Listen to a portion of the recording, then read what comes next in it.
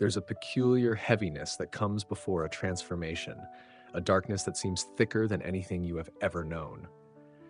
It is as if the world has gone quiet, as if the universe is holding its breath.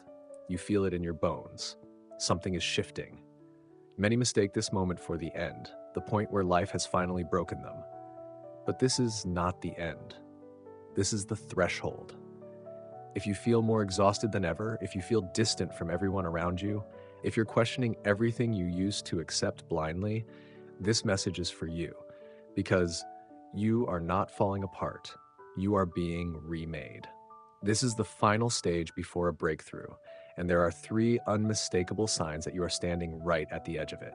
Let's walk through them one by one, not just to identify them, but to understand how to survive them, and even more importantly, how to grow through them. 1. Understanding the final stage. Before diving into the three signs, we must first understand the nature of this stage. Most people expect personal growth to feel good, like a rush of inspiration or a moment of divine clarity. We imagine that leveling up is smooth, like turning the page in a book. But in reality, growth often feels like destruction. It is dismantling, not decorating. When a building is remodeled, walls are torn down before new rooms are constructed. When a seed is about to sprout, it breaks its shell in darkness. When a person is about to step into a new self, everything they have clung to, habits, relationships, identities, begins to loosen and fall away. This is why the final stage feels more like war than peace. You are fighting against gravity, the pull of the old life, the pull of comfort, the pull of who you used to be. And this war takes place within. No one else may see it. To the outside world, you might look distant, cold, or even reckless, but inside, you are fighting for your very soul. 2. Sign 1. The sacred silence of solitude. The first sign you are on the edge of transformation is an all-encompassing sense of aloneness. This isn't just spending more time by yourself. This is a deep, almost spiritual silence that surrounds you even when you are among others. You notice yourself withdrawing, not because you are depressed or bitter, but because something inside you is saying, it's time to listen. It's time to strip away the noise. This is one of the hardest parts of the process because we are social creatures. We crave belonging. The moment you stop explaining yourself, stop defending your values, and stop performing for the crowd notices and it resists. You may receive cold stares. People might say you've changed. You might sense tension where there used to be easy laughter. But this withdrawal is not punishment, it is purification. Epictetus once said that no man can learn what he thinks he already knows. The majority of people cling to their old illusions, but you are beginning to let them go. This isolation is the crucible where you meet the raw version of yourself. Personal commentary and reflections. In my own life, every major shift was preceded by a period of what I can only call sacred solitude. When I was about to change careers, I noticed I couldn't keep up small talk anymore. The conversations that once amused me began to feel draining. I pulled back, which some people misinterpreted as arrogance or coldness. But in that silence, I began to hear myself again. I began to separate what I truly valued from what I had been told to value. If you are in this stage, honor it. Use the solitude. Journal. Walk without your phone. Read books that stretch your thinking. This is not a time to distract yourself. This is a time to meet the self you have been avoiding. 3. Sign 2. The urge to quit. What no longer serves you. The second sign is even more disruptive. You develop a strong urge to quit. This isn't just a passing frustration or a bad day at work. This is a deep, almost physical repulsion toward continuing life as it has been. The job you once tolerated suddenly feels unbearable. The relationships you stayed in just for comfort begin to feel suffocating. You start noticing every compromise you've made to fit in, and you begin to feel sick about them. This is clarity, not confusion. Seneca said that as long as you live, you should keep learning how to live. Learning how to live often means shedding the skin you've outgrown. It means walking away from cages, even comfortable ones. The world may call you reckless. Friends might whisper that you've lost your way. But this is the sign that you are finding your way, maybe for the first time. Commentary and expansion. This stage is where most people turn back. The discomfort is too high, the criticism too loud. Humans are wired to avoid rejection, so when others disapprove, we are tempted to shrink back into old patterns. But quitting what no longer serves you is not destruction, it is liberation. Think of a snake shedding its skin. If it doesn't shed, it will eventually die, trapped in what was once necessary but has now become too tight.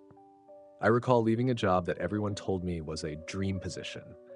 For months, I battled shame and fear, but as soon as I stepped out, space opened up for something far better. This is why the urge to quit is not failure, it is alignment. Sign 3, the calm after the storm. The third sign is subtle but incredibly powerful. Your destructive emotions lose their grip on you. Anger still comes, fear still visits, sadness still washes over you. But you are no longer at their mercy. You begin to notice them instead of being consumed by them. Anger no longer controls your tongue. Fear no longer paralyzes your decisions. Sadness no longer drags you into despair for weeks at a time. Marcus Aurelius reminded us that we cannot control external events, but we can control our mind. This is the moment you begin to see that truth unfold in real time. You begin to sense that pain is not your enemy, it is your teacher. Commentary and practical advice. Emotional mastery does not mean becoming numb. It means you stop being a puppet of your emotions. Here are some ways to cultivate this skill during this stage. Pause before reacting. Even 3 deep breaths can create space for a better response. Label your emotions. Simply saying, "I am feeling fear," creates distance between you and the feeling. Reflect daily. Journaling about what triggered you and how you responded helps you notice patterns. Practice reframing. Instead of "Why is this happening to me?" ask, "What can I learn from this?" When you consistently practice these steps, you become what some might call dangerous. Not because you harm others, but because you can no longer be controlled by their opinions, manipulations, or emotional storms. 5. Life at the threshold. Once you've recognized these 3 signs, you must decide: turn back or step forward. This is the hardest part because stepping forward requires courage without certainty. No one can guarantee the outcome, but understand this: you are not being broken, you are breaking through. This is the noise before the silence, the fire before the light. 6. Practical strategies to cross the threshold. Create a daily ritual for reflection. Morning journaling, evening meditation, choose what grounds you. Simplify your environment, remove distractions. Curate your digital and physical space. Say no without apology. Practice this until it feels natural. You owe no one an explanation for choosing alignment. Seek wisdom, not noise. Read philosophy, memoirs, spiritual texts, not endless social media opinions. Celebrate small victories. Every time you notice yourself responding with calm instead of panic, acknowledge it.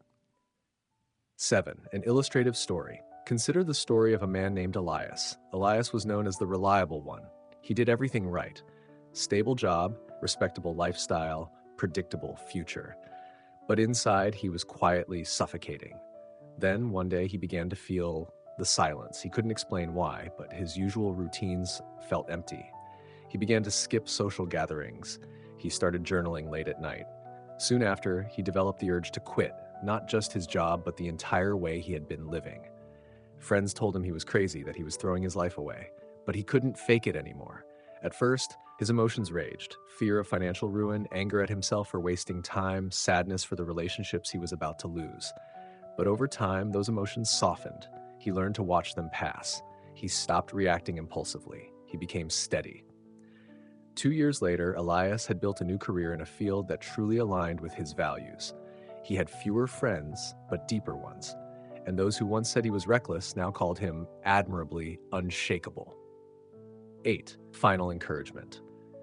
If you are in the darkness right now, if you feel alone, exhausted, and strangely calm at the same time, you are not at the end. You are at the threshold. Do not turn back. Not when you are this close. Let them call you distant. Let them say you've changed. Let them misunderstand you. Because one day when the breakthrough happens, you'll look back and realize you didn't break. You broke through. And that is the moment you will finally see that the war within was not meant to destroy you. It was meant to build you into someone unbreakable.